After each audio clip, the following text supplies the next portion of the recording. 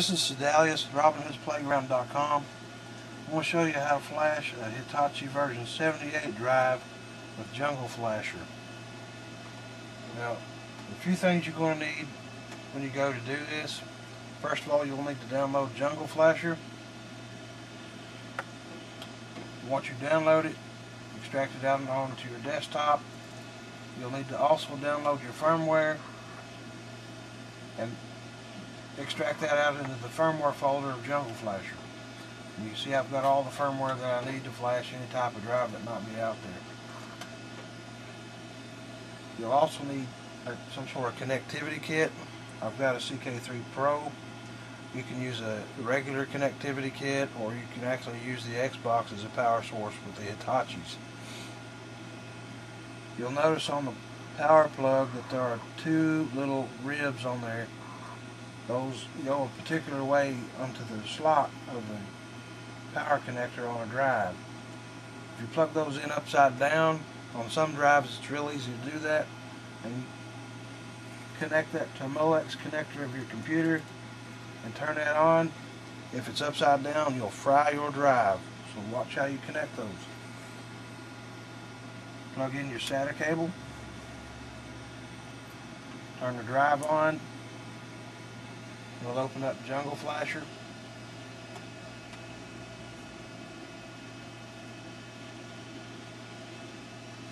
Now this is a stock 78 drive. It's never been flashed before, so we'll go ahead and treat it like that.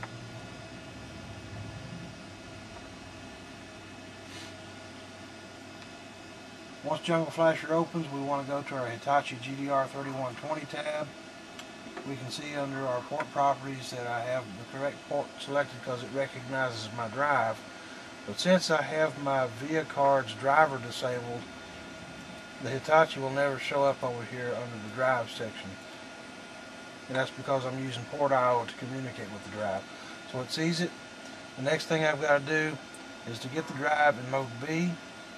And I'm not going to use a connectivity kit to do that because that can interfere with Jungle Flasher with communicating with the drive. So I'm going to actually use Jungle Flasher to get it in mode B. So I'm going to click the Send Mode B button, and it's going to tell me that if I'm using a connectivity kit to open the tray, which I'm going to go ahead and do now. Turn the power off to the drive, which I've just done. Then I'm going to click OK. And I'm going to see some dots coming up down here at the bottom of Jungle Flasher. And when I see those dots, I'm going to turn the drive back on. So I'm going to go ahead and click OK. There's my dots coming up. I turn the drive on. It says Mode B is done. The tray closed itself automatically. Now I've got to wait about 15 seconds for Windows to recognize the drive. And since this drive has never been flashed before, all I have to do is click on Flash iExtreme and click Flash Hacked Firmware and let Jungle Flasher do its work. As it's going through this, it'll ask me if I want to run a stability test, and you'll want to click yes on that. And it's going to actually also want you to save your original firmware. So I'm going to go ahead and save the original.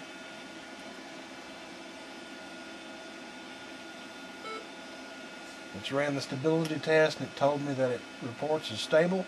So I'm going to click yes. So now it's flashing the sectors.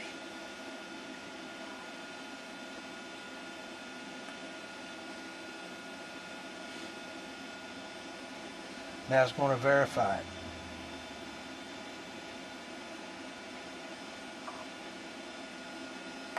And that flash is complete.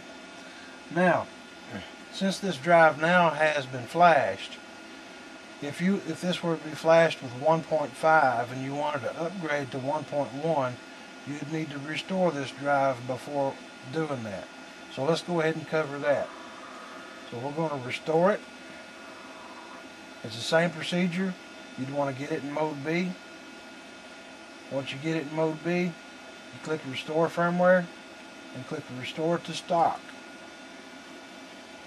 Now the reason why you want to restore it back to stock before you upgrade it is because the checksums are going to be different, and it's not going to allow you to do the upgrade until it's restored back to stock. Now my stability test is ran and it reports stable, so yes. Now it's flashing the sectors.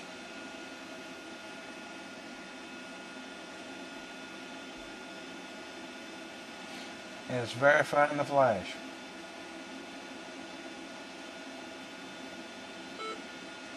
Now it tells me the master checksum is still set, and this is normal for a modded drive.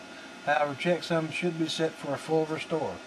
So we click on OK, and it flashes the master checksum sector. And that's put it completely back to a stock drive. Now I'm ready to go put it back to flash it to iExtreme if I wanted to. But I'm going to leave it set to a stock drive. Now, there's no messing with keys. None of that stuff is involved with the Hitachis.